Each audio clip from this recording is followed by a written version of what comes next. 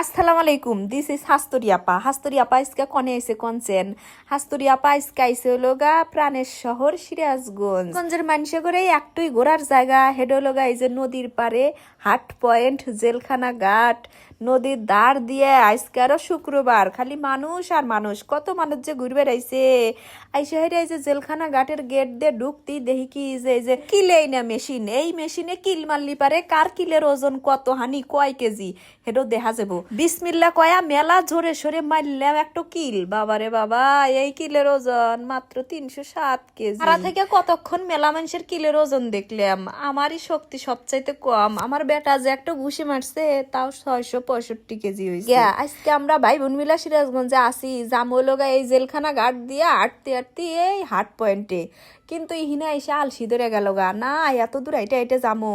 তো একবার কইতেছি কি যে পিসবোর্ড নিয়ে উহনে যান আমি, কিন্তু আমাদের হাতে আবার হাতার না জানা মানুষ আছে, হেরা একবারে কইতেছে যে জিন্দেগিতেও উঠমু না। কইলাম যে তাহলে আপনারা থাকেন আমরা কয়েকজন যাই। তো ও বাকি আর হয় ব্যক্তি মিলা আসি ও বাকি আর যাওয়া যায়। পরে সবাই মিলে সিদ্ধান্ত হইলো যে অটো নিয়ে আমরা চায়নাবাদে যাবো, চায়নাবাদ থেকে ঘুইরে সন্ধ্যায় যাবো গা, তারপর আরমানির থেকে খায়া দায়া বাড়ি বিলা আসমু।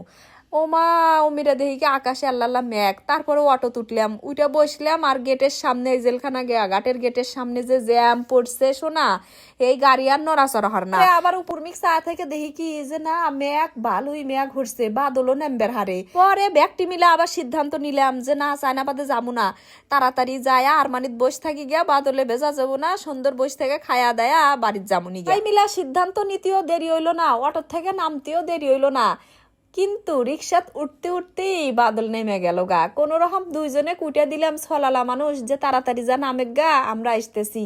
আমরা 4জন তো ছাতা হাতেই আছে, তারপরে ওই বৃষ্টি কি আর ছাতা মানে নিয়ে এক বাড়ির সাইজে খাড়া থাকলাম। খাড়া থাকতে থাকতে মেলা অটো গাড়ি এডো সেডো গেল, গাড়ি পাই না শেষে একটা অটো পাইলাম, 4জন মিলে আসলাম।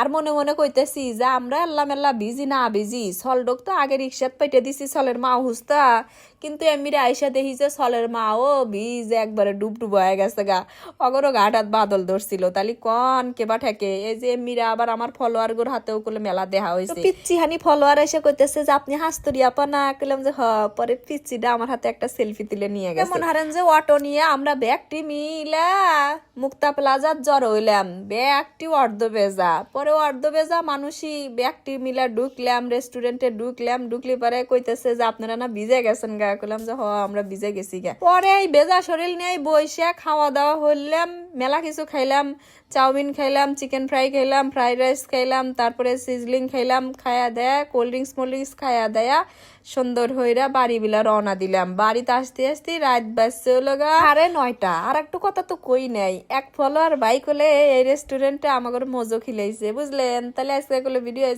ভালো থাকেন সবাই, টাটা, আল্লাহ হাফেজ।